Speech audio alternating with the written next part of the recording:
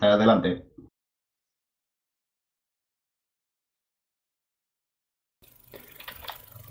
Buenas noches, me llamo Juan Esteve, el Nick Galileo, soy miembro del Partido Pirata en la Comunidad Valenciana. Os doy la bienvenida a este evento. Antes de empezar, vamos a explicar unas cuantas normas. En el Mumble tenéis una opción de chat. Si queréis preguntar algo, levantad la mano. Para ello usamos la siguiente simbología. Mirad en el chat lo que voy a escribir.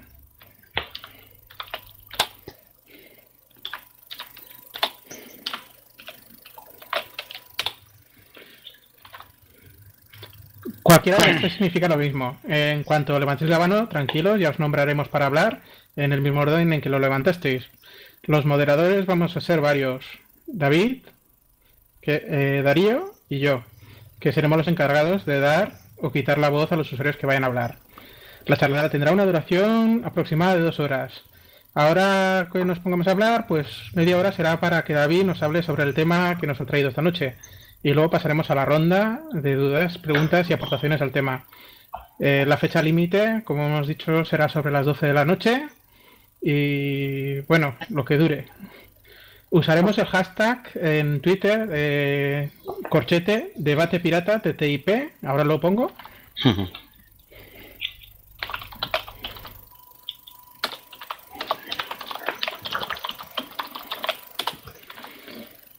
Que podéis comentar, por si queréis poder comentar y hacer alguna pregunta por allí. Nuestra cuenta de referencia es la siguiente. Partidos Pirata. ¿Vale? Quiero recordar que esta charla no es una charla partidista, sino que va más allá de lo que es piratas, es un tema serio y en pleno debate y no, vamos a intentar no permitir ensalzamientos de ningún partido, incluidos los nuestros. Más que nada porque esperemos que esto llegue a buen puerto. Esta noche vamos a tratar un tema peliagudo, que son los diferentes tratados económicos, como el TTIP famoso o la TISA, que nos están intentando colar en la Unión Europea. Recordemos que hay formaciones que incluyeron el TTIP como base de su campaña electoral europea. Desde mi perspectiva, hemos de agradecer el esfuerzo a Ecologistas Sin Fronteras por mantener viva hasta ahora la única web dedicada al TTIP en España. Bueno, sin más, os presento a David Herbás, militante de Ata Castellón y con grandes conocimientos sobre economía, que nos va a resumir en esta charla qué es esto del TTIP y cómo nos afecta. Adelante. Hola, buenas noches a todos. Bien, para empezar, digamos que la voz. Sí, el TTIP no es un tema nuevo. David, la voz Sí. se te está yendo. Pues, a ver. Ahora me ¿veis? No, muy flojo. Bueno, cosas del Flojo. directo. Vamos a ver. Antes te ha ido a la perfección. ¿Y ahora? Ahora bien. Vale, pues vamos a ello. Vamos a ver. Para ATAC, Ya no. ¿Cómo que no? Ahora sí. Vale. Vamos a ver. Para ATAC.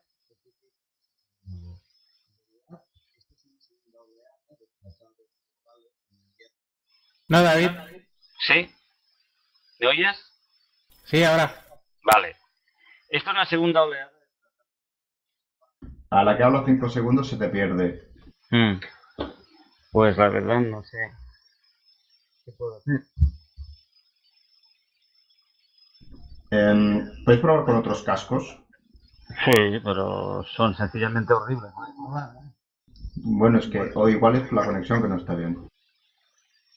Disculpa para los que escucharán esto grabado. Vamos a ver, ahora qué tal. Algo mejor. Vamos a ver, empiezo otra vez. El TTIP no es un tema nuevo para ATAC. Esta es más... No, joder. Bueno, A ver. Y 5. Vamos a ver. ¿Y ahora? perfecto Ahora de qué momento. ¿Perdona? De momento Perfecto. perfecto, sí. Vale, pues vamos a ello. El TTIP no es un tema nuevo para ATAC. Esto es la segunda oleada que hay de tratados globales de liberalización de inversiones y comercio. ATAC justo se fundó para frenar la primera oleada que fue con la administración Clinton en Estados Unidos en los años 90. Las manifestaciones de Seattle, las que hubo en Génova y todo esto, frenaron un poco. Se pudo bloquear por la presión de la sociedad civil y se interrumpió todo este fenómeno de los acuerdos multilaterales cuando llegó Bush al poder y se lió con todas estas guerras que le tuvieron muy ocupado. Bien, en estos momentos han vuelto al ataque. Desde el año 95 que se planea esto por parte de las patronales de Estados Unidos y de Europa. Y ahora están negociando ya en secreto. ¿Cuál es el problema y por qué es en secreto? Un tratado de libre comercio normalmente lo que hace es reducir las barreras arancelarias para que circulen los bienes sin pagando menos aranceles, menos tasas arancelarias. Bien, el problema es que entre Estados Unidos y la Unión Europea las tasas arancelarias son bajísimas, salvo en algunos sectores agrícolas que tienen alguna protección. Entonces, ¿qué es lo que se quiere ahora? Lo que se quiere ahora es bajar lo que se llama las barreras no arancelarias. Se entiende por los empresarios de las dos patronales que barreras arancelarias son todo tipo de reglamentaciones que son más estrictas en un lado del Atlántico que en otro. Entonces ellos dicen, vamos a ver, la regulación de las sustancias químicas tóxicas europea, de lo que se llama REACH, que prohíbe una serie de productos químicos y regula otros su uso, como en Estados Unidos no existe, es una barrera arancelaria. Y entonces, para que haya libre comercio y libertad de inversiones, se tiene que eliminar. Las prohibiciones de organismos genéticamente modificados o transgénicos, exactamente lo mismo. Las normas de seguridad alimentaria que hay en Europa que impiden que circule leche contaminada con hormonas, por ejemplo, leche de vaca contaminada con hormonas, que esto es común en Estados Unidos, hormonas de crecimiento, por ejemplo, le dan a las terneras les dan hormonas de crecimiento para que empiecen a dar leche antes, luego la leche tiene restos de los antibióticos que hay que darles a mansalva porque como crecen muy rápido se enferman. Todo eso lleva una leche llena de restos de antibióticos y de hormonas de crecimiento. Aquí no se permite, en Estados Unidos sí. Por otra parte, como en Europa no se consiguió regular el sector financiero después de la crisis del año 2008, puesto que Inglaterra se opuso para salvaguardar los negocios que tiene en la City, y supongo que también haría lo mismo Alemania para hacer lo mismo con Frankfurt, que prácticamente es un paraíso fiscal. Entonces, aquí no se ha hecho nada. Pero en Estados Unidos, Obama sí que aprobó una regulación. Entonces, por ese lado, Estados Unidos perdería la regulación que hay sobre... Porque, claro, hay que bajar las restricciones arancelarias. Bien, vamos a ver. Esto se está negociando de manera opaca y antidemocráticamente. Todo el procedimiento que hay de negociación es secreto. Secreto para los ciudadanos. Los documentos que se han filtrado ha sido gracias a Wikileaks y otros sistemas de whistleblowers y que organizan la filtración de documentos. Si no, no sabríamos nada.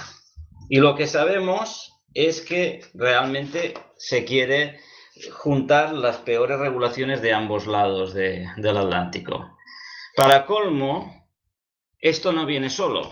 Existe en el ámbito de la Organización Mundial de Comercio un tratado de liberalización de servicios, que es uno de los capítulos que hay en el TTIP.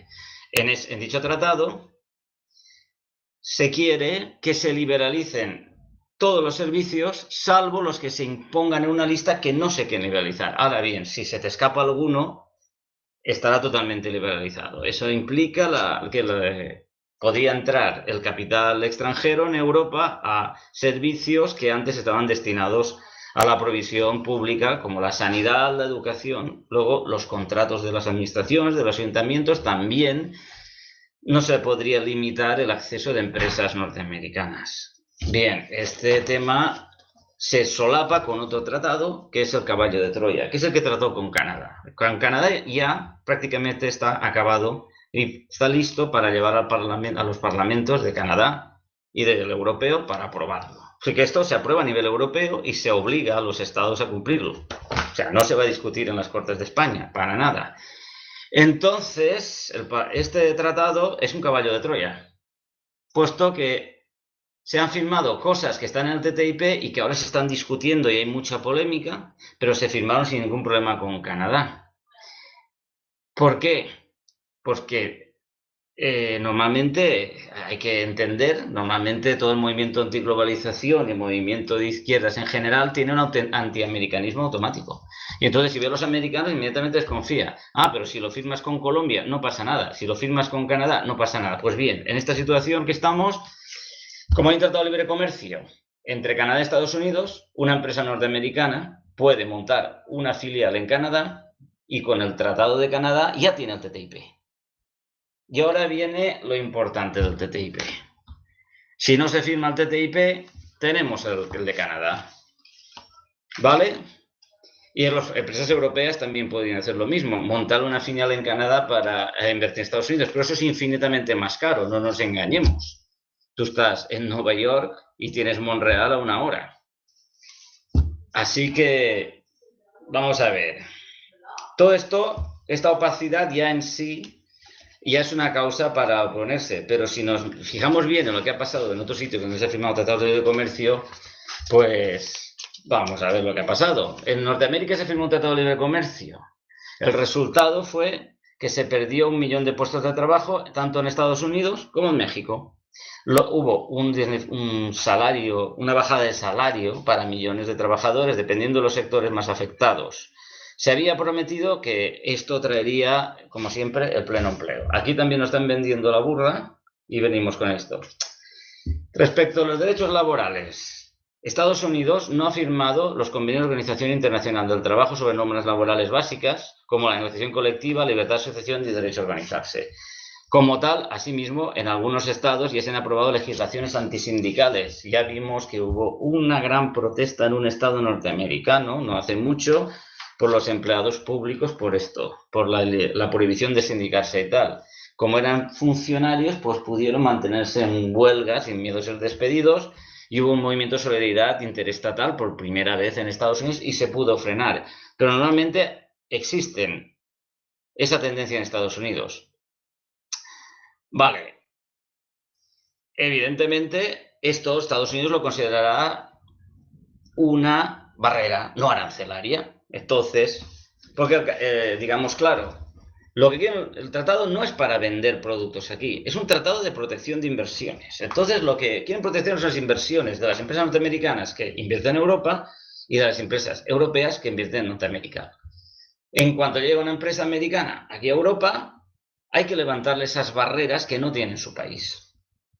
En cuanto una empresa americana, europea va a Europa, hay que levantarle las barreras. Está claro que a los europeos solo interesará al sector financiero que le levanten la regulación que hay para Wall Street, mientras que a Estados Unidos le interesa todos los sectores, o sea, evidentemente menos el financiero.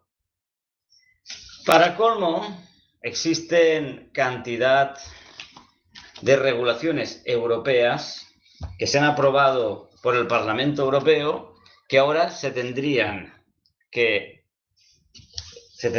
levantar con la firma del tratado. Veamos, la privacidad está en peligro porque aunque se aprobó en el Parlamento Europeo una resolución rechazando el acta se ha incluido en el TTIP también. Entonces, esto implica que por la puerta falsa el TTIP busca volver a poner en la mesa temas que se habían cerrado. Como siempre, el tema es igual, es lo mismo, con opacidad y con un tratado que se nos vende, con un conjunto que puede que favorezca a algún sector, pero en realidad lo que está es perjudicando los derechos de los ciudadanos. Y la guinda es la posibilidad de convertir a las multinacionales en sujeto de derecho internacional al mismo nivel de los estados. Esto es lo que se llama la cláusula, en inglés las siglas son ISS, son el mecanismo de protección de las inversiones. Significa esto que se reserva un sistema de protección de las inversiones que hacen los países en un estado, una multinacional concreta en un estado, frente a cambios legislativos que puedan haber. Entonces, tú llegas aquí, te pones a hacer fracking, es el ejemplo más claro, viene aquí una empresa a hacer fracking y luego aprueba el gobierno español la prohibición del fracking ante la presión popular.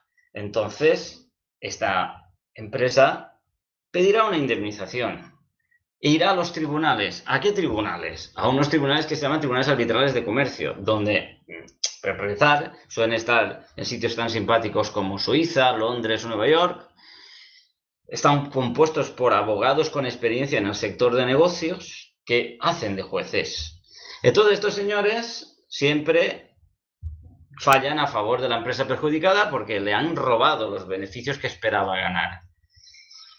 Se castiga al Estado, que tiene que indemnizar a la multinacional.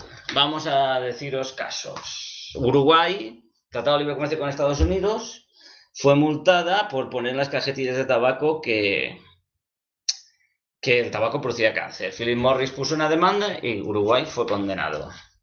Canadá fue condenado porque la provincia de Quebec, que tiene una gran autonomía, pues pudo poner una moratoria sobre el fracking para estudiar si el fracking era o no peligroso para el medio ambiente. Una empresa canadiense, esto es muy bueno para que veas cómo funciona, a través de una filial en Estados Unidos, es decir, se pasaron por norteamericanos, pusieron una demanda a Quebec y le condenaron también a indemnizar. Bien, la opción que tiene el país es levantar la prohibición que ha hecho, derogar la ley que ha aprobado o pagar. Sí, dices, podíamos no pagar. Bien, es una idea que se le puede ocurrir a cualquiera, pero vamos a ver, normalmente casi todos hemos visto lo que ha pasado esto con las sanciones que se han puesto a Rusia. Normalmente los nacionales de un país tienen cuentas en el extranjero.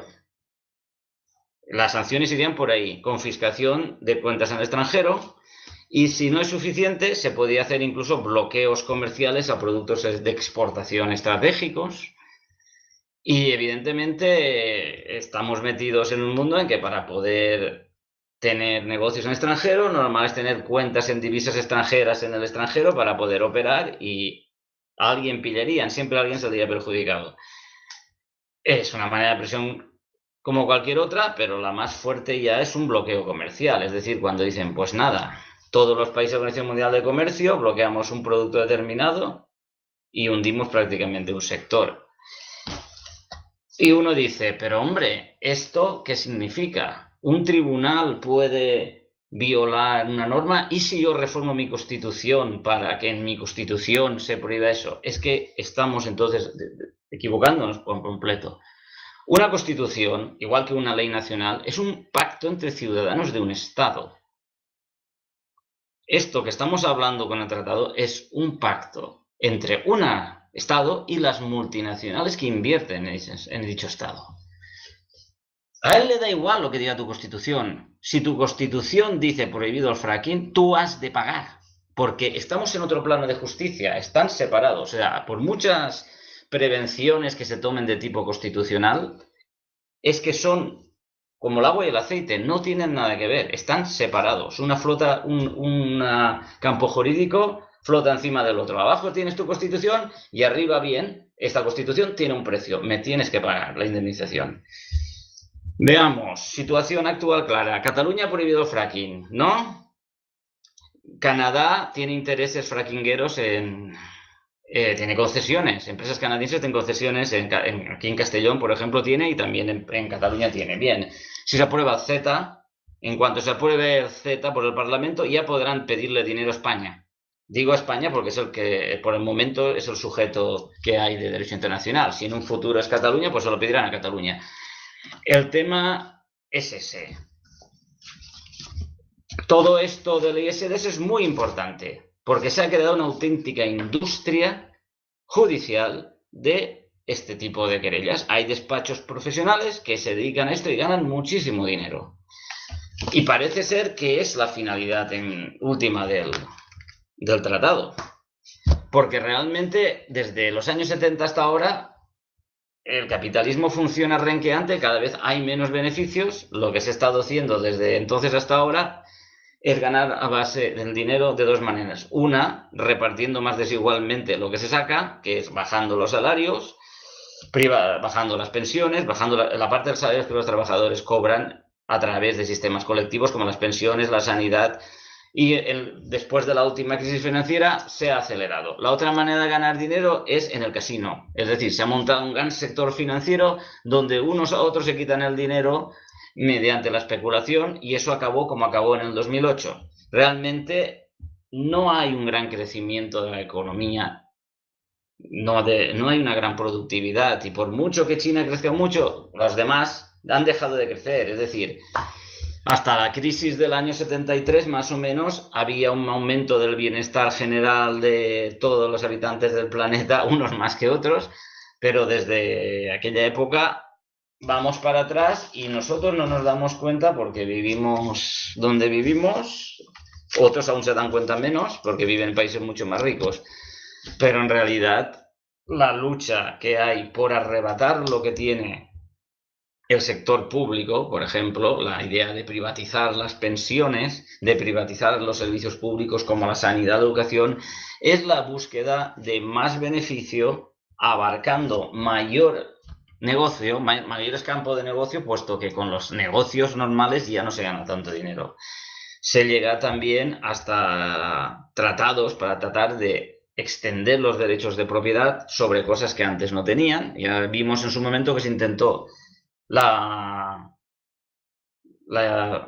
se intentó patentar la materia viva, es decir, el señor que descubrió una planta se la patentaba y se la quedaba, tal como pasa con las seres vivos de diseño que se hacen ahora, las semillas transgénicas, que se patentan y tienen un propietario, y se quieren acabar con todos estos bienes comunes, no ya los gestionados por los servicios públicos organizados de cualquier manera, ya sea estatal o colectiva, cooperativa, sino ya los bienes que tradicionalmente eran naturales.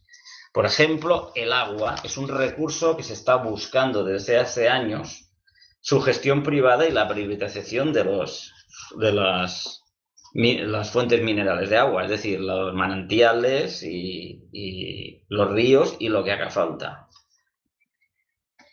Bien, la desregulación ambiental es otro capítulo que tiene, es por la razón de que enfrente de este movimiento se han puesto ecologistas en acción en España, porque realmente en Estados Unidos las normas son bastante menos estrictas y en Canadá, por ejemplo, también. Por ejemplo, las emisiones de gases invernadero implican que se regula en estados de la Unión Europea cosas como que no vamos a importar, por ejemplo, petróleo o gas que se haya traído de arenas, ¿no? de las tar sands, las arenas alquitranosas, de las gravas alquitranosas estas bituminosas que hay en Canadá, que esto es realmente una cosa demencial. Se aumenta las emisiones de CO2 porque se invierte una gran cantidad de agua hirviendo que se hierve quemando gas natural para sacar un poco del petróleo que queda pegado en esas rocas. Lo mismo pasa con el fracking, otro sistema que tiene un escaso rendimiento energético, pero como, claro, cada vez queda menos hidrocarburos, pues es rentable económicamente. Todos estos procedimientos en la Unión Europea no se permitía importar ese petróleo sacado de las arenas bituminosas, pues ahora no habrá más remedio, si se firma, que eliminar esa barrera arancelaria. Por otra parte, todas las cautelas que se han tomado en Europa con aplicación generalizada del principio de precaución, que es decir, principio de precaución significa que yo legalizaré una sustancia química, una sustancia que se saque del mercado para ser consumida, si se demuestra que no produce ningún problema. Hay un principio de precaución. Hemos de demostrar que no queda ningún problema al medio ambiente ni a la salud. En cambio, en Estados Unidos no es así. En Estados Unidos se saca y si alguien es contaminado o cae enfermo por la sustancia, puede iniciar una acción judicial y todo un colectivo de afectados puede iniciar lo que se llama una acción judicial colectiva, que se llama class action. El ejemplo sería la película Erin Brockovich de Julia Roberts. Así funcionan las cosas en Estados Unidos. Nadie se preocupa de hacer ningún estudio sale al mercado, se envenenan todas las personas que hagan falta y cuando estas personas ganen el juicio, pues igual, además de cobrar una indemnización ellas, el Estado prohíbe la sustancia en cuestión. Pues bien, este es el régimen que habría que introducir en España en el caso de que se firmara TTIP, porque, insisto, se considera todo una barrera no arancelaria. En fin, así estamos y si tenéis alguna pregunta sobre el tema...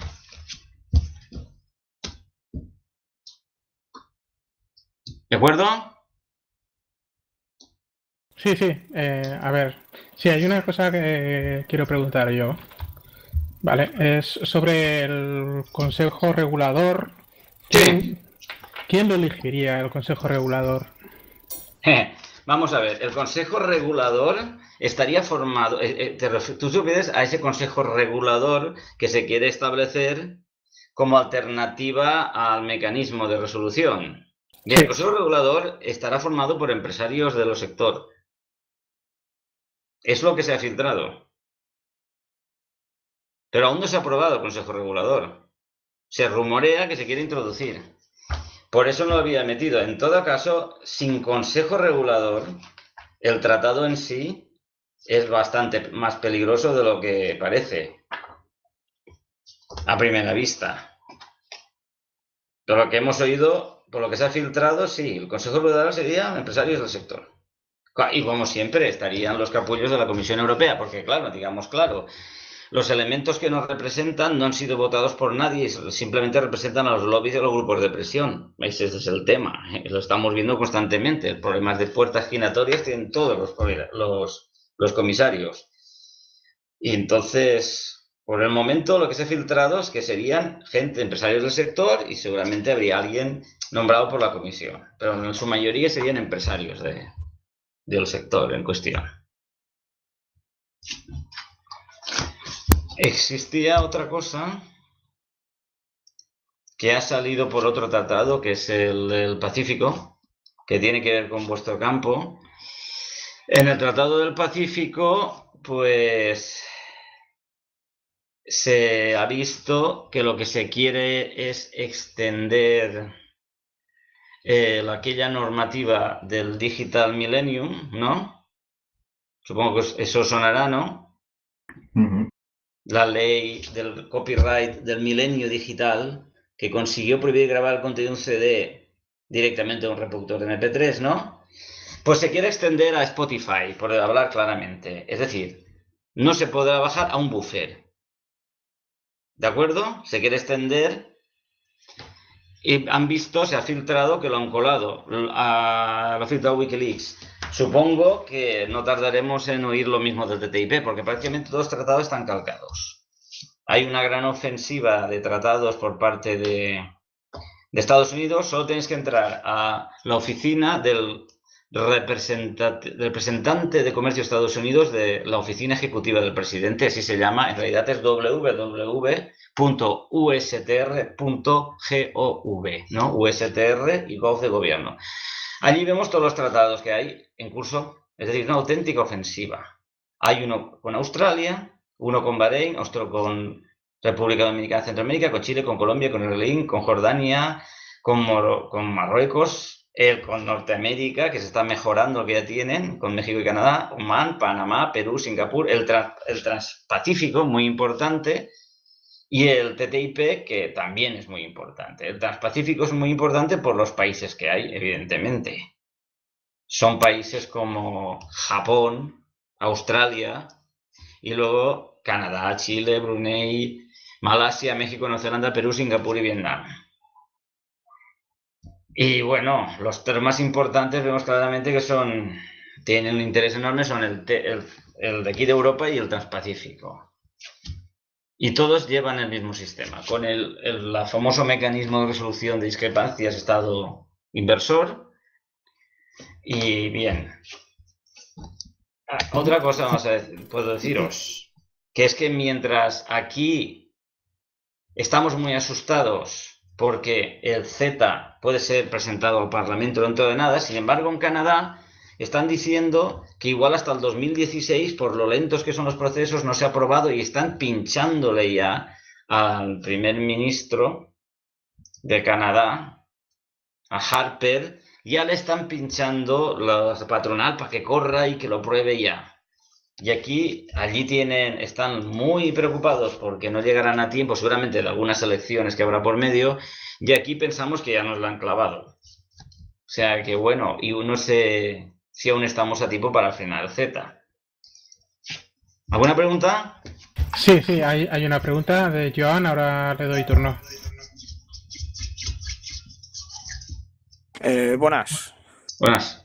La pregunta es, ¿existe una reciprocidad dentro del tratado o son solamente la aplicación de las leyes mercantiles americanas sobre los países a los que se lleva acuerdo? ¿O simplemente se aplica la normativa más laxa en cada momento? Muy buena la pregunta, porque esto lo aclara todo. Se aplica la más laxa, porque la más restrictiva se considera una barrera no arancelaria. Entonces, en el sector financiero, Estados Unidos está más regulado que la Unión Europea. Entonces, evidentemente, Estados Unidos tendría que bajar la regulación, con todo el escándalo que implicaría después de todas las movilizaciones que ha habido, como el Occupy Wall Street y todas estas cosas.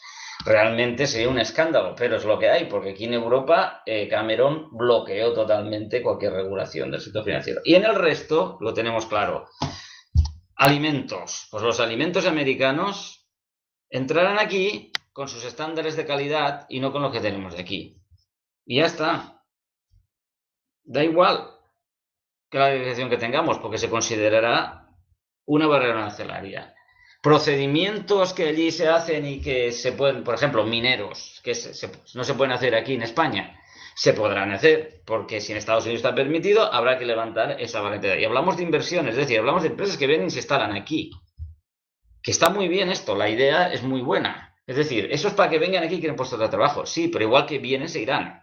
Es lo que ha pasado y constantemente ha pasado. Y ya vimos hace poco deslocalizaciones que han sido verdaderamente lamentables, como pasó en una empresa de maquinaria agrícola, de tractores norteamericana que estaba en Cataluña y que llegaron un día unos trabajadores de Polonia y los pusieron al lado de los españoles para que aprendieran.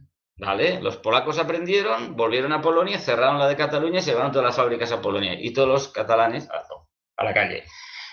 Bien. Estamos permitiendo que se bajen nuestras regulaciones para que vengan empresas que se pueden ir mañana perfectamente a Vietnam. Ya está. Es decir, todos los prejuicios aquí sin ninguna garantía de que se queden, porque todas las ventajas son para ellos. No les podemos obligar a quedarse porque nosotros hemos bajado. Vale, ¿otra preguntita? De momento no. De todas formas, sí que me gustaría comentar. A mí lo del Consejo Regulador me recuerda un poco a lo que tenemos. Bueno, sí, ya sé que es un poco. ¿Qué? Lo que tenemos aquí con lo de la ley Sindner, ese consejo maravilloso que hicieron para controlar el tema del copyright. Sí. Sí, porque está la industria, ¿no? ¿Cómo? Que está solo la industria en el Consejo Regulador. Sí, solo está la industria ahí. Claro, este es el tema. Y la administración, no están los consumidores. Claro, este es el problema. Sí, y luego al final acaba pagando el gobierno los fallos que puedan tener las empresas. Exacto. Vale, turno para Lorena.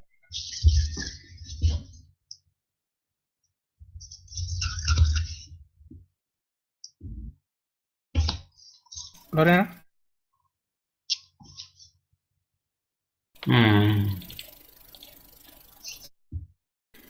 Hola. Hola. David, te agradecía la charla y aparte te preguntaba si esto significa entonces que un paso adelante hacia el fin del Estado tal como lo conocemos, de los Estados-nación también. Bueno, hemos entrado a tocar en hueso.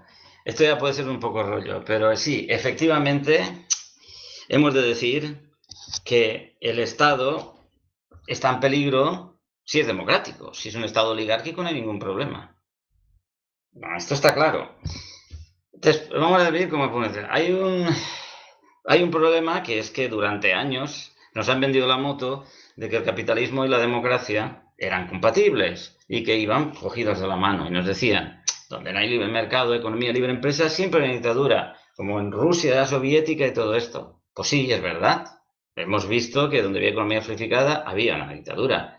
Pero el problema es que todos los intentos de conseguir combinar la economía de libre empresa y de mercado con democracia no dejan satisfechos a los dueños de las empresas, a los dueños del capital.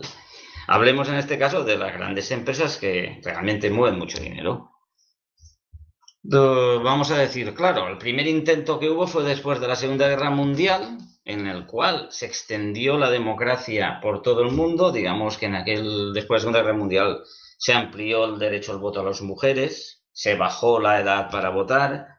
En muchos países se permitió que los parlamentos escogieran el gobierno, porque hemos de recordar que antes de la Primera Guerra Mundial habían elecciones, pero el gobierno lo nombraba el rey y cosas de estas en muchas monarquías, como el Imperio Austrohúngaro, el Imperio Prusiano, Alemania, etc. Después de la Segunda Guerra Mundial podemos votar. Y vivimos en una gran etapa de bienestar porque se instala el estado del bienestar en base a unos altísimos impuestos sobre las rentas más altas. El impuesto sobre la renta tenía tipos muy altos en la mayor parte de los países desarrollados, y hablemos países desarrollados porque España vivíamos un poco en la nevera durante muchos años, esperando en el año, creo que fue el 78, empezamos con esto. Bien, entonces el sistema funcionó, la gente cada año vivía mejor, eso los franceses llamaban los 35 años gloriosos. Pero en un momento dado se aprovechó la crisis petrolífera del año 73 para cargar con todo esto. Estaban ya esperándolo. Es decir, vamos a decir, cómo se hizo las cosas.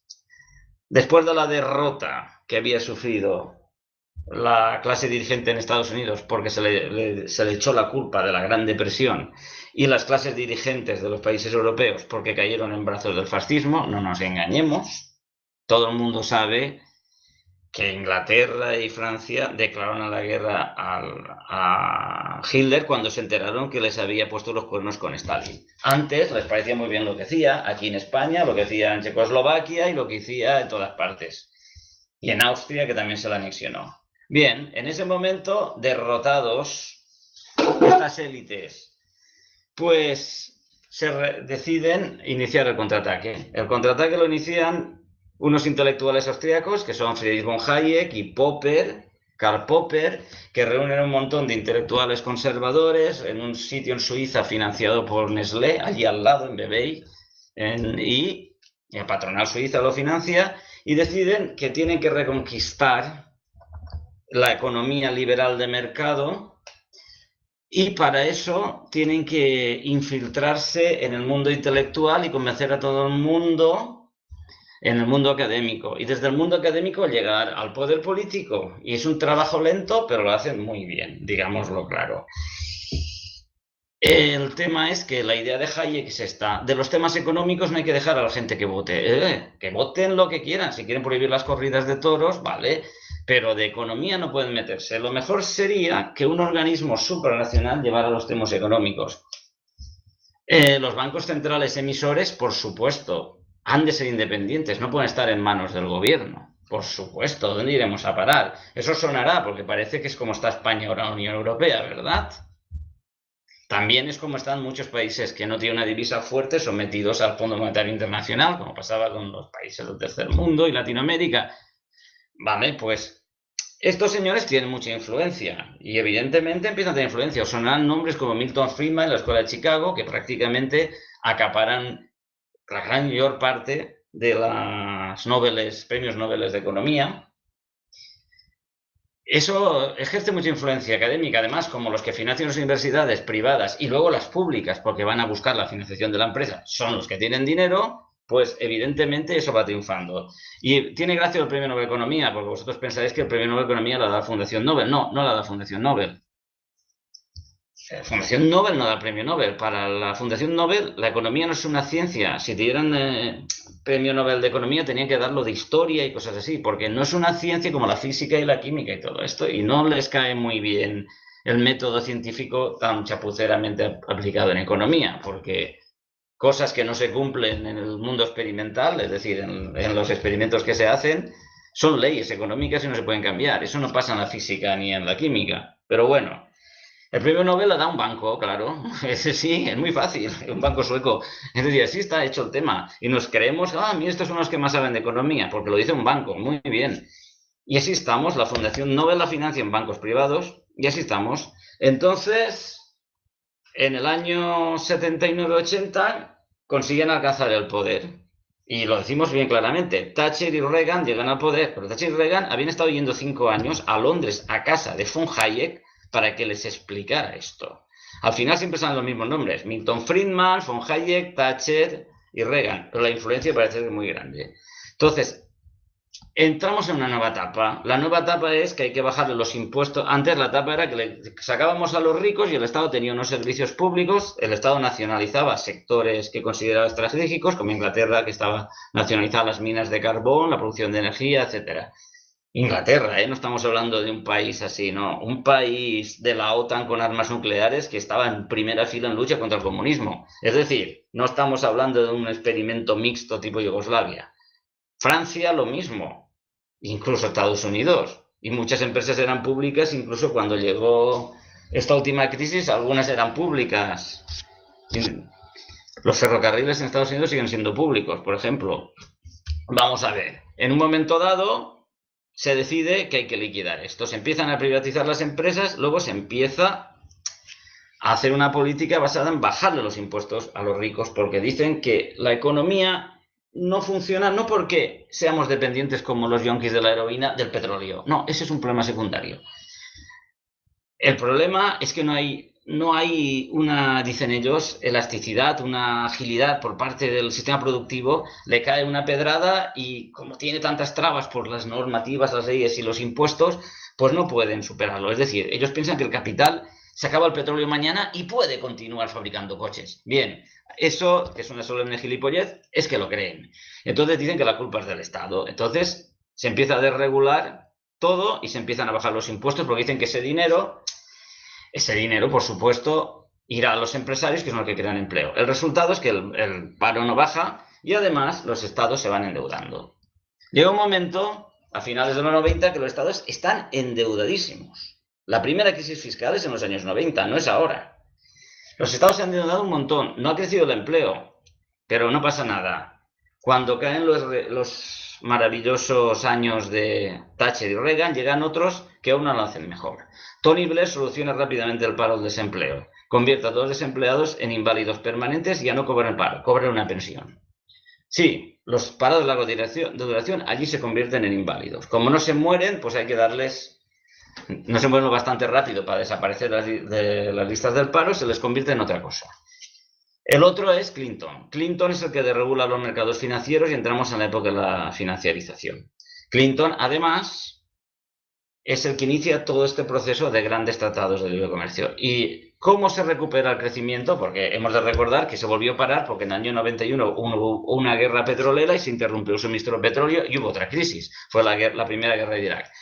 Pues esta vez se dice, y el Estado ya no se puede endeudar más, sobre todo Estados Unidos, pues ahora que se endeude la gente. La solución entonces es que la gente para consumir se endeude. En Estados Unidos los salarios bajan mucho. Ten en cuenta que ahora se regula la economía bajando los salarios. ¿Tú sube la inflación? Pues hay que bajar los salarios. El tema es que sí, durante años se está atacando el movimiento sindical, tanto en Inglaterra como en Estados Unidos, y en todos los países se sigue lo mismo, se regulan las huelgas, en otros países no, como Francia, y aún resisten, pero poco a poco se van desmontando todos los estados del bienestar. Suecia abandona, los propios socialistas lo desmontan, y bueno, la gente se endeuda para consumir. Todo el mundo se endeuda, pero es que las empresas también se endeudan, porque es que crecimiento no hay. Como van bajándose los salarios, empieza otro sistema para bajar los salarios, que son las deslocalizaciones. Cuando empiezan los tratados de libre comercio, ya empieza la furia deslocalizadora.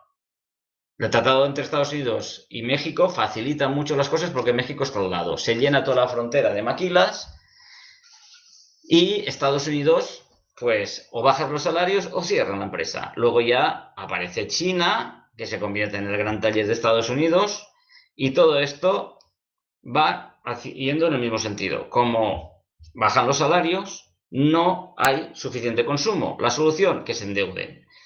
Efectivamente, se endeuda todo el mundo. Empresas, se endeudan las particulares, y el endeudamiento privado lleva a la crisis del 2008. Ha vuelto a fallar el sistema. ¿Por qué? Pues por lo de siempre, pero no pasa nada. En Europa vamos por el buen camino. En Europa somos el alumno aventajado. En primer lugar, nosotros no votamos a quien dirige la política económica, que se distingue en dos. La política económica es fiscal y monetaria. La monetaria la llevan en un banco que está en Frankfurt y que no responde ante nadie.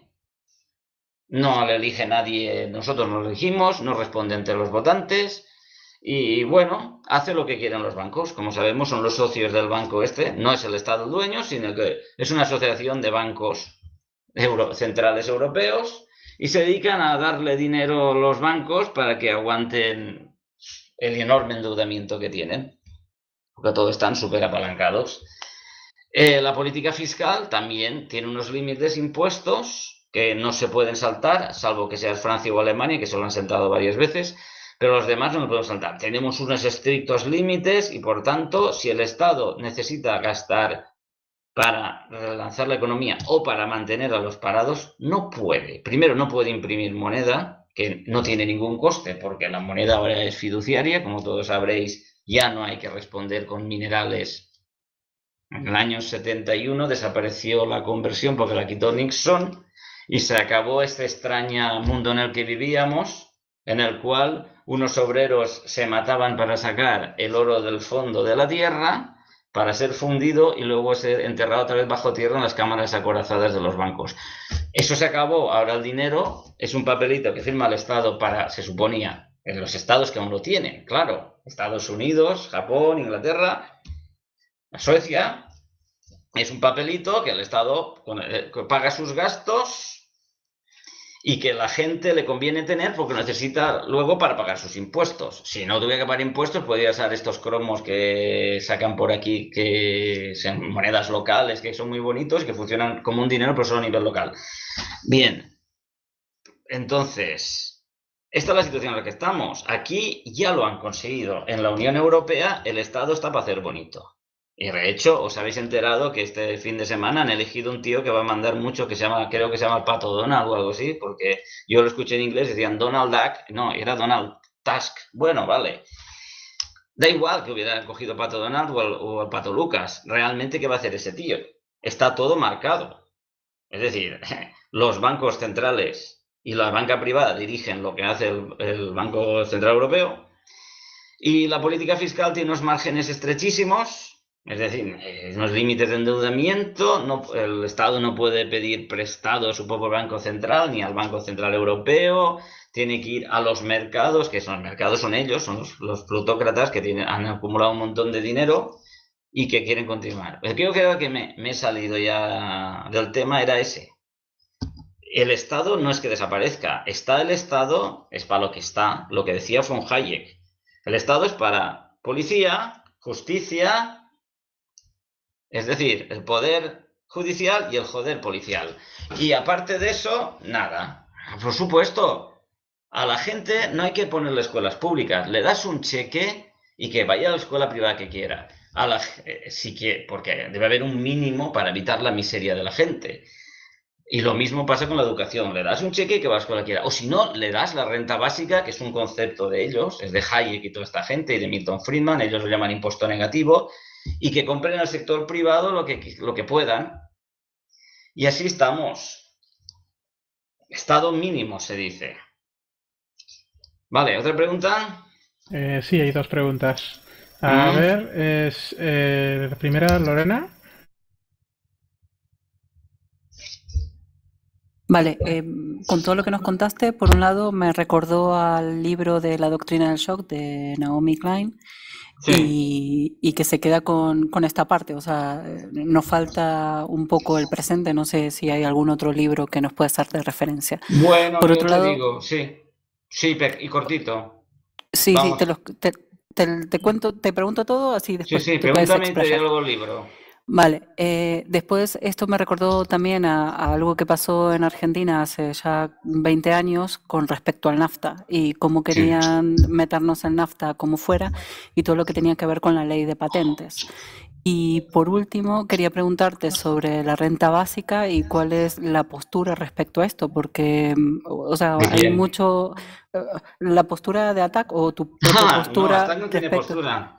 Hasta no Bueno, tiene la postura, tuya. nada, tranquila. Nosotros tenemos todo un Kama Sutra de posturas. Es Vale. decir, aquí cada cual defiende lo que más le gusta y ya está. Es decir, es que es así.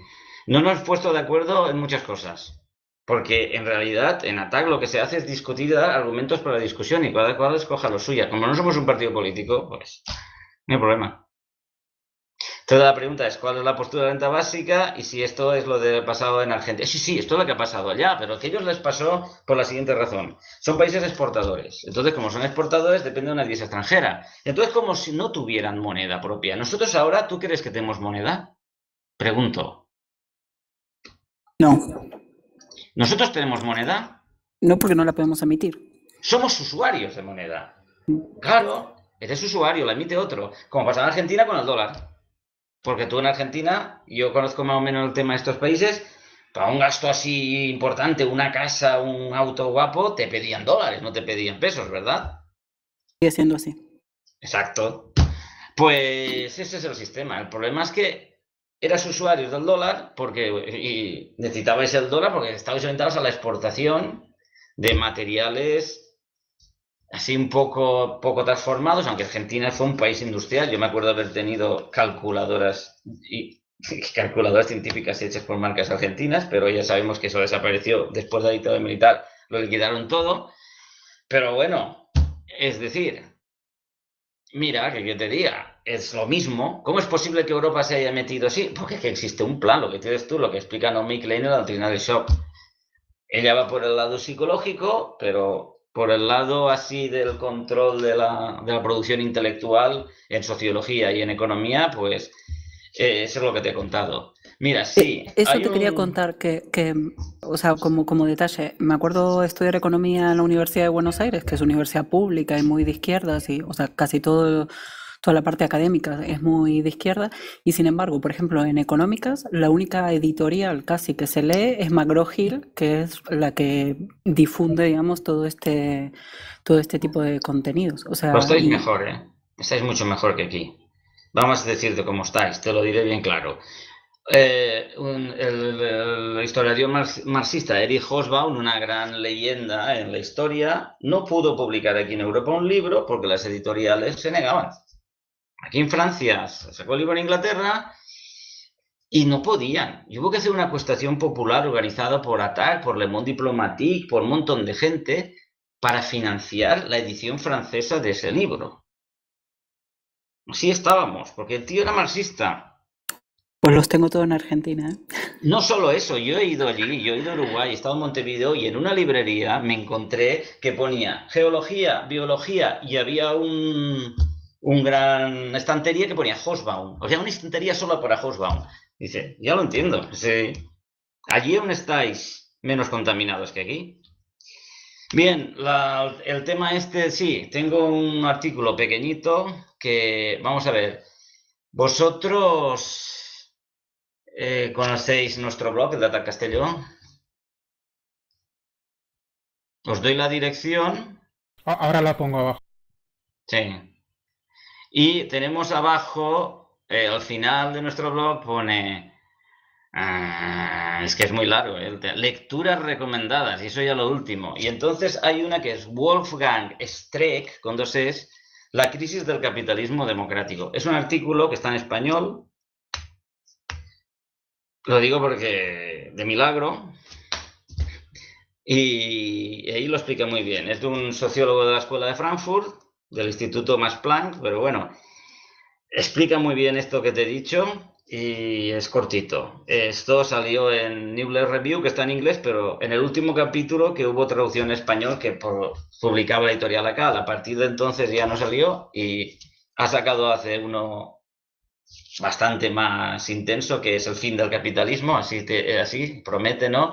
Y ese se puede encontrar en inglés en el último número de Newsletter Review, que está en internet, lo puedes encontrar, lo puedes descargar. Pero explica todo esto. Gracias. Y lo de la renta básica está claro. Hay gente a favor de la renta básica así muy fuerte y hay gente más escéptica y hay de todo. Es normal, como en botica. Porque está claro que el problema de la renta básica tiene dos implicaciones. La renta básica es la financiación y la segunda es qué tipo de sociedad estamos haciendo. Porque claro, estamos en una sociedad en la que te pagan por quedarte en casa y no hacer nada, como decía aquel, me recuerda al Imperio Romano con aquello del pan y circo. Hay gente que lo ve enseguida, eso, dice, hombre, solo que en Roma tenían esclavos para trabajar. Es de suponer que en algún sitio están nuestros esclavos. Puede ser las máquinas que utilizan unos recursos energéticos que no están asegurados que los vayamos a tener en el futuro, o los trabajadores que trabajan en el tercer mundo. Siempre hay alguien que en el fondo está pagando la renta básica, alguien. Y tenemos también compañeros que son marxistas que dicen que la renta básica ya existe. O sea, hay gente que vive del trabajo de los demás. Se les llama capitalistas. Y entonces dicen la renta básica no es el fin del capitalismo, es dárselo todo el mundo en una determinada sociedad. O sea, pero porque hay un resto del mundo que está trabajando para esa sociedad. En el caso de España, evidentemente, habría alguien que tendría que trabajar, seguramente en el tercer mundo. Bueno, pasamos a otra pregunta. Sí, hay una pregunta más. Joan. A ver, parece que lo que estamos yendo es hacia una desaparición de los estados en favor de las grandes corporaciones. No desaparecen los estados son un instrumento del capital, no van a desaparecer. Te digo que se van a quedar con el poder judicial y con el poder policial. Es decir, bueno, eso es un poco más optimista de lo que yo estoy viendo. No, es que el Estado es fundamental, el Estado ellos lo necesitan. Vamos a ver, el Estado lo inventa el capitalismo, es decir, vamos a decir las cosas claras. Todavía nos han dicho, el capital y el Estado se enfrentan, eso de la ideología liberal. Y el anarcocapitalismo, o sea, esta ideóloga Ayn Rand, que le gustaba mucho a Reagan, que vamos, que no solo está en contra del Estado, sino está en contra del altruismo. Ella considera que los altruistas son seres peligrosos. O sea, esos hay que reeducarlos o eliminarlos. Hay que ser egoísta, porque de ahí sale el bien común, pero egoísta a lo bestia. Y el Estado debe desaparecer porque, claro, lo montan los débiles y los altruistas, pues normalmente los altruistas son débiles, porque son envidiosos y tal. Bien, tonterías. El Estado se inventa para mantener un sistema en el que se puede acumular el capital. Vamos a decir las cosas claras. ¿Para qué necesitas tú un Estado si no te puedes apropiar de las cosas y te las pueden quitar? Vamos a poner un ejemplo antropológico. En una sociedad primitiva, los bienes que el cazador-recolector no duran. O sea, tú cazas y te lo comes y se te pudren las cosas y ya no sirven, no te las pueden robar. Lo mismo pasa con los alimentos, ¿vale? Los instrumentos que usas para cazar, arpones, flechas y tal, están customizados. Es decir, tú le robas un arpón a un tío y si te pillan, porque el tío se ha puesto sus marcas. Incluso igual tiene un tatuaje igual que la marca que tiene. No puedes robar ni te pillan, no hace falta ni policía. El problema es cuando se inventan los cereales, se inventan la agricultura, se hacen cereales y los cereales son granos que son iguales. Aparece una cosa que hasta ahora no había en el idioma, que son lo que dicen los ingleses, el uncountable, o los nombres incontables. O sea, pan, harina, vino, aceite, todas esas cosas son iguales. Entonces tú le robas al tío 2 kilos de harina o de grano, ¿y cómo demuestras tú que es tuyo? No, esto es mío, que tengo un campo allá. ¿No? Como al señor que le pillan robándomelo y dicen, no, que tengo un campo en Jaén. ¿No? Evidentemente hay que inventar el Estado y los derechos de propiedad para defender esto. Entonces, son los propietarios los que inventan el Estado. ¿Y a quién le conviene más? A los comerciantes. ¿Por qué? Porque los comerciantes tienen una cosa que aún es peor, que es el dinero. En cuanto se inventa el dinero, el Estado lo necesita, lo inventa el rey para pagar a sus soldados y pone los impuestos para que los soldados paguen, vayan de furcias o vayan a la cantina, el cantinero y la madame les cogen el dinero porque ellos han de pagar los impuestos. Bueno, aparte comían y todas esas cosas los soldados. Entonces, poco a poco se va introduciendo el dinero en la moneda. Entonces, ¿esto qué es? La moneda es horrible. Te la roban y te sirve para comprar cualquier cosa. Es decir, cualquiera. No te roba el que necesita trigo, no. Te roba el que necesita cualquier cosa. Te roba trigo que necesita trigo, te roba aceite que necesita aceite. El dinero te puede robar cualquiera. Es más, el dinero tiene una equivalencia que se hace en un sitio con en otro, que es la cantidad de oro, que es lo que se hacía antes, pesaban los cambistas. Por lo tanto, te sirve y si te vas incluso al extranjero. Por tanto, hay que montar una policía y un Estado y hay que regularlo todo. Entonces, todo lo que nos han contado de que empresa, iniciativa de empresa y mercado, es que no se puede, el mercado lo organiza el Estado. Antes, el mercado era una fiesta que hacía un pueblo cazador-recolector cuando se encontraba con otros cazadores y se intercambiaban cosas más en plan ritual que otra cosa. Ahora nos encontramos con que el mercado, es decir, el mundo de la empresa, quiere reducir el Estado al mínimo, pero no lo va a eliminar. ¿Qué tú te crees que van a eliminarlo?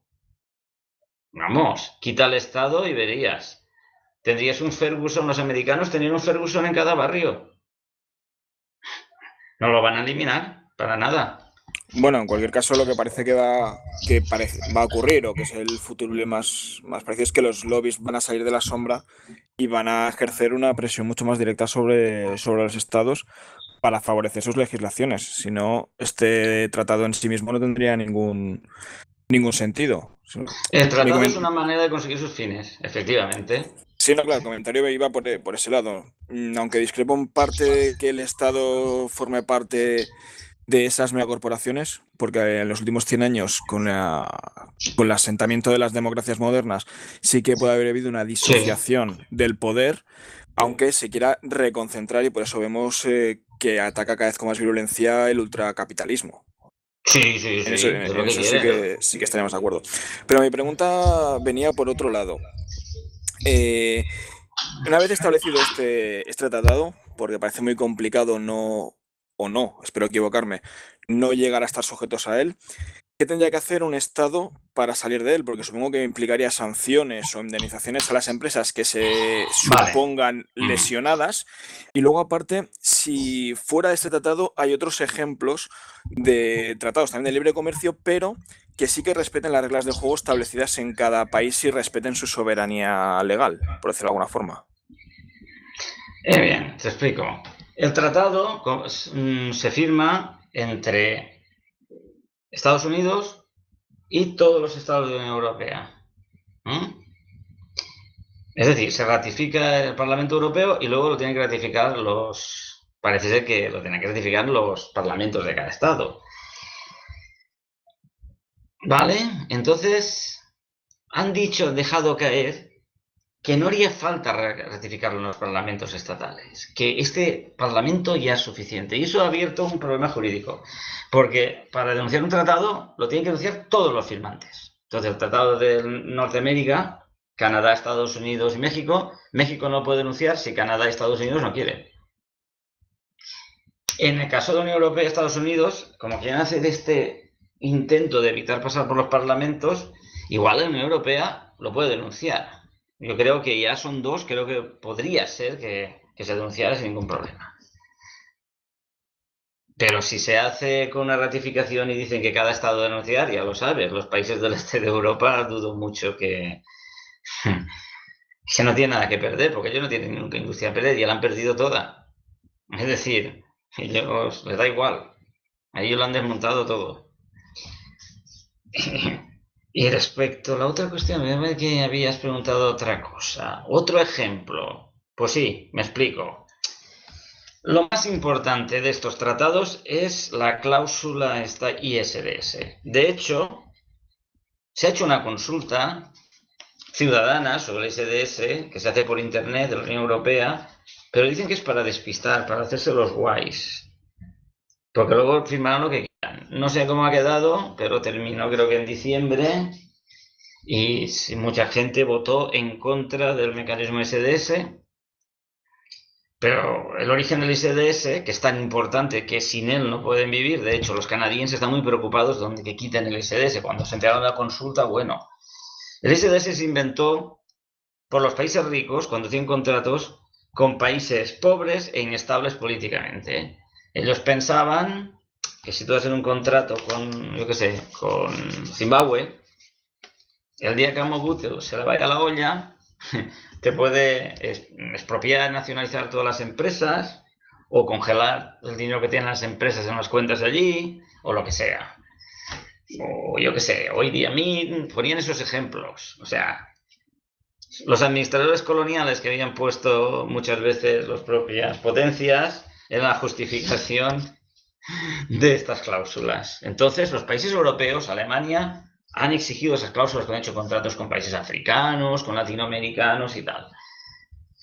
Ha sido el Fondo Monetario Internacional y todos los organismos que han ido extendiendo estas cláusulas en todos los contratos y tal. En un principio estaba muy así, se cogía países muy desestructurados, se pensaba en países que realmente eran inestables, pobres y políticamente era una sucesión de golpes de estado militares, como pasa en muchos países africanos.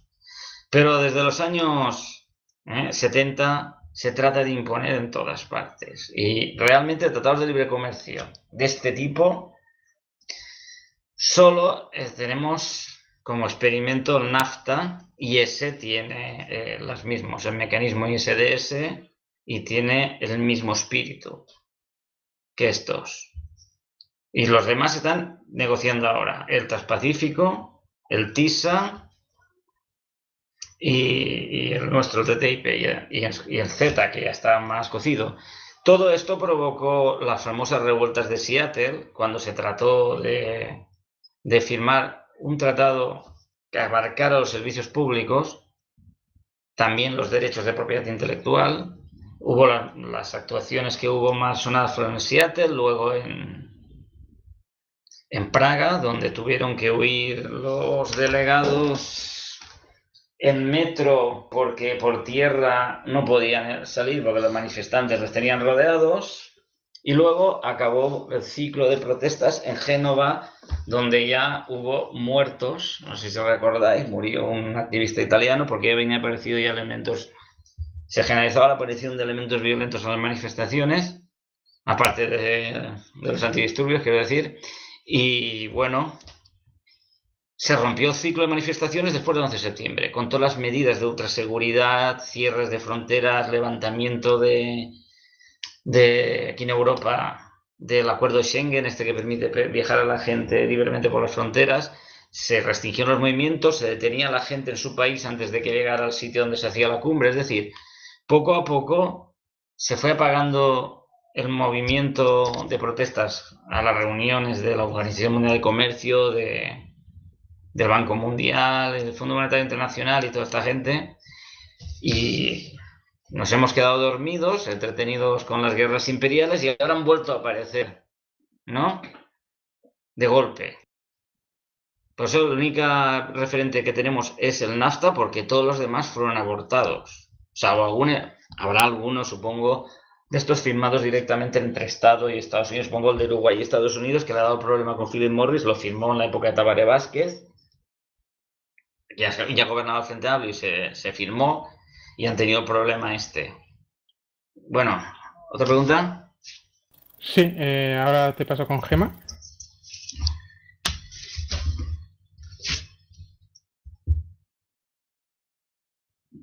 ¿Se me oye? Sí. Sí. No, era solamente para comentar que todo es un poco triste y tal, pero ¿se puede hacer alguna cosa? Sí, vamos a ver, el acta se tumbó. Sí, pero lo van a seguir intentando hasta que lo consigan, o al menos es la sensación que yo tengo. Sí. Lo van a seguir intentando e inventarán cosas nuevas. Ten en cuenta que ellos pueden optar, y eso ya se está hablando, por ser tan eficaces como los países emergentes. Se refiere a Rusia o China. Exacto. Montar una parodia de democracia súper autoritaria, con súper vigilancia, súper represión. Y en el caso de China, tenemos un ejército de 1 millón de hombres. Y en el caso de Rusia tenemos un montón de bandas fascistas de orientación, ¿cómo se dice esto? Eurasianista, ¿no? Estos que hay ahí, que se dedican a perseguir homosexuales, a opositores, ellos solos, no hace falta cargar a la policía, o se cargan a una periodista, ¿no? Y te acuerdas que no fue el Estado el que mató a aquella, a Politkovskaya, ¿no? Es que salen voluntarios, es decir, claro, un sistema así les vendría súper bien. Eso es lo que, por el momento, hay gente que opina que vamos hacia eso, que lo que acabarán montando es un sistema oligárquico en el que solo las oligarquías gobiernen. Los oligarcas se presentan a las elecciones porque tienen muchas empresas, pero no hay ninguna posibilidad de echarlos porque los sistemas electorales están blindados y las campañas electorales también. Unos tienen un montón de medios y a los otros cartel que pegan, cartel que le arrancan. Y no pueden salir en la televisión, más o menos como los candidatos de la oposición en la Rusia de Putin. Sí, pensamos que sí, se puede hacer esto perfectamente. Y a fin de cuentas es lo que pasa. Al final, toda esta polarización que se está produciendo, como siempre, trae una cosa muy curiosa, que es que los extremos se acaban juntando. Y esta polarización que ha surgido con el tema de Ucrania me temo que pueda ser incluso para justificar esto. De hecho, en Estados Unidos ya están bastante oligárquicos. Tienen un sistema con un partido con dos vertientes. Sí, partido con dos vertientes, que es lo que dicen ellos que es, porque no hay mucha diferencia entre el republicano y el demócrata. Se ha roto un poco con la presión del Tea Party, que es un partido de ultraderecha como la copa de un pino, como un corriente de ultraderecha. Pero ya lo tienen montado así. Es un sistema oligárquico. No, pero por lo menos las minorías tienen derechos, no como en Rusia. Eso es otra cuestión. Entonces lo que dices de Ucrania es eso, que las tensiones entre aceptar los tratados o no es el ejemplo para los demás países. ¿Cómo? ¿Aceptar el tratado o no? O sea, que si lo que comentabas de que el ejemplo de Ucrania. No, el ejemplo de Rusia. Ellos, el ejemplo que les gustaría es Rusia o China. Ellos, países emergentes en los que la gente no pinta nada, los negocios hacen lo que les rota y la gente da igual lo que diga. Aquí mando yo y además el que manda es uno de ellos descaradamente y no hay ningún problema. Y una corrupción brutal. Eso es lo que les gustaría, pero mientras tanto tienen que aguantar las elecciones y estos sustos que se llevan. Ya he visto el susto que les ha entrado con Podemos. No sé. La verdad es que el panorama pinta mal. Ellos lo que quieren es estado mínimo, pero si no consiguen el estado mínimo, hay gente que piensa que van a hacer un sistema autoritario y oligárquico.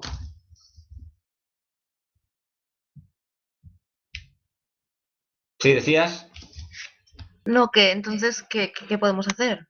No, sí que se puede hacer. Es que hay que parar esto. Desde luego, el acta se paró haciendo una campaña sobre los representantes brutal a través de internet, por supuesto, mandando correos y de todo. Ya. Y hay que seguir, claro. Y hay que seguir y estar en todas las movilizaciones que se hagan en la calle y sobre todo el tema de salir. No puede ser que los partidos aquí en Europa no hayan hablado del tema. Digo, en España, perdón, siento. En Europa sí. En Europa los verdes lo sacaron, en Die Linke lo sacó. De hecho, el folleto que mejor explica esto, que también lo tenemos ahí en nuestra página web, aquí aprovecho para hablar de mi libro, es uno de John Hillary, que lo firmó la Fundación Rosa Luxemburgo, del Die Linke, el partido más a la izquierda del arco parlamentario europeo.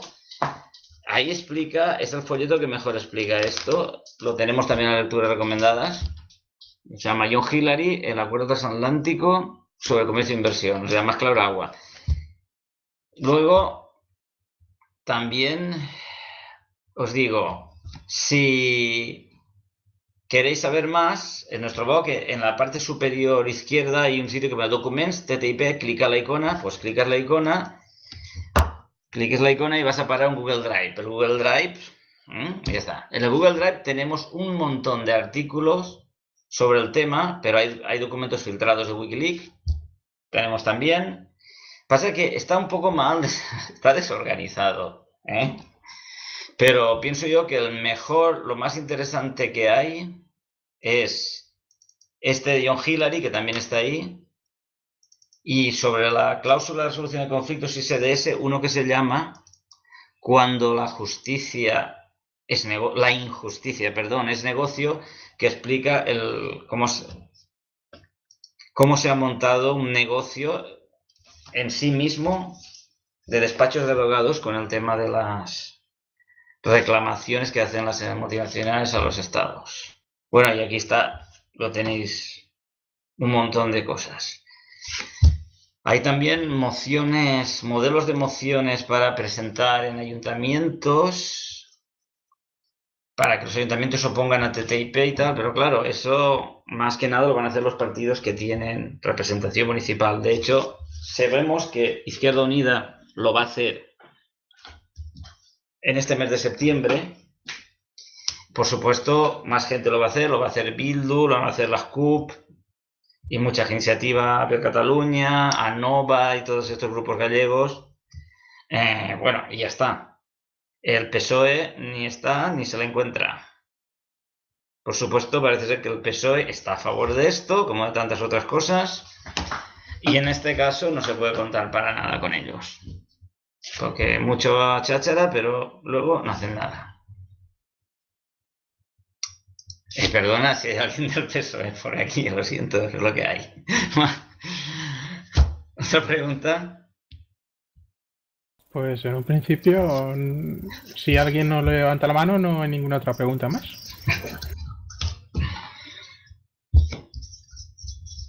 ¿A la de una?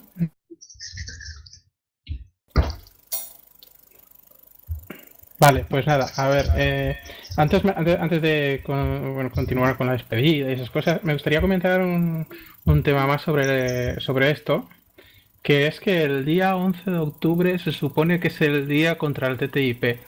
Sí.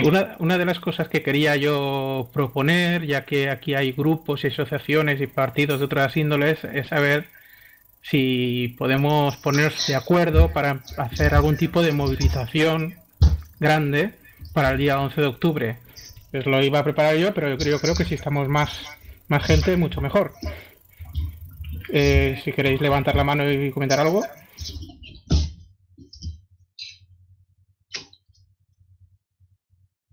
Vale, nadie comenta nada. Yo. ¿Quién? El ponente. Que también es el día antifracking mundial, coincide para hacer estar más así, más juntos y sudorosos ahí. Nos hemos juntado con los del fracking. Vale, pues bueno, entonces, mira, voy a dejar, queríamos preparar un correo para esta situación, pero como no la hay, voy a dejar mi correo electrónico aquí en el chat y si alguna asociación o grupo se quiere apuntar, puede contactar con otra gente o conmigo directamente en el correo. Vale, pues nada, continuemos. A ver si me falta algo.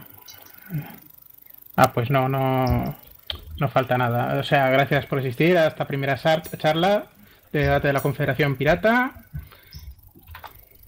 Sí, ya la del Día Europeo se lanza en breve, sí, ya lo veo.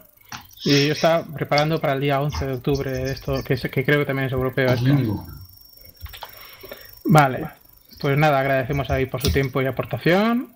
Y os instamos a que vengáis el próximo 15 de septiembre a las 22 horas a este mismo canal de Mumble para participar en la siguiente charla, que el tema será sobre el feminismo. ¿Vale? Solo si queréis participar, vamos a hablar sobre el feminismo. Si queréis aportar más temas de debates, podéis hablar con nosotros para intentar hacer más charlas de este tipo, que nosotros vamos a ir preparando, esperemos que cada 2 semanas. Gracias por venir y hasta la próxima en nombre de la Confederación. Vale. David, muchas gracias. No, gracias a todos por venir. A vosotros porque desde luego es un auditorio muy paciente, porque podía haberse mandado unos iconos o así mensajes diciendo que era un pesado y no lo habéis hecho. Porque mira que soy pesado. Bueno, muy claro. O sea, te Te, hace la cortesía. te cuento que entre nosotros hay un compañero de Piratas de Alemania también, que es Benji. Benji is here with us. He's from Pirates, the Piratenpartei. He wants to know about the TTIP, so that's why he's with us. He's trying to learn more Spanish to know everything about this. So thank you very much, Benji, to be with us. Solo comentar Bueno, que... David, ya te pasaré todos los mensajes que están... Sí. Ya te pasaré todos los mensajes porque es que tú no ves los mensajes que están poniendo en el grupo asistentes. Pero no habían sonrisitas ni nada, ¿eh? No, quiero decir que tomates no habían. No, son todas felicitaciones, ¿eh? Vale, pues es que si viene un tomatazo lo esquivo, ¿eh? Estoy a... Bueno, Darío, Bien, lo que en Alemania, el muchacho en Alemania tenemos mucha movida, se ha movido mucho contra el TTIP. Así que hay que decirle, allí hay una organización que se ha metido mucho en el tema que es Mehr Demokratie, o sea, más democracia en alemán. Y tenemos, por supuesto, Die Linke y varios diputados verdes que están trabajando mucho, como Sven Giegold.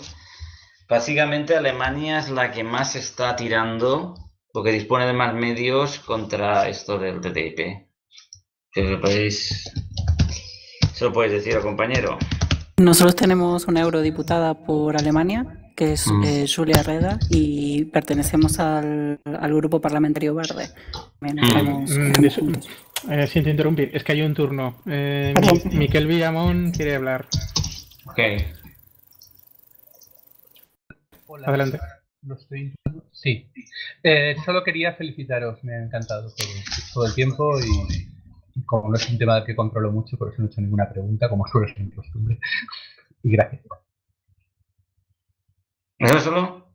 Muchas gracias. De nada. Con vuestro permiso, vamos a cortar el streaming. Para los que nos van a escuchar, aún van a estar un rato escuchando. Así que muchas gracias a todos por asistir. Y nada, muy buena etapa, David. Me uno a las felicitaciones. Vale, hasta luego. Buenas noches.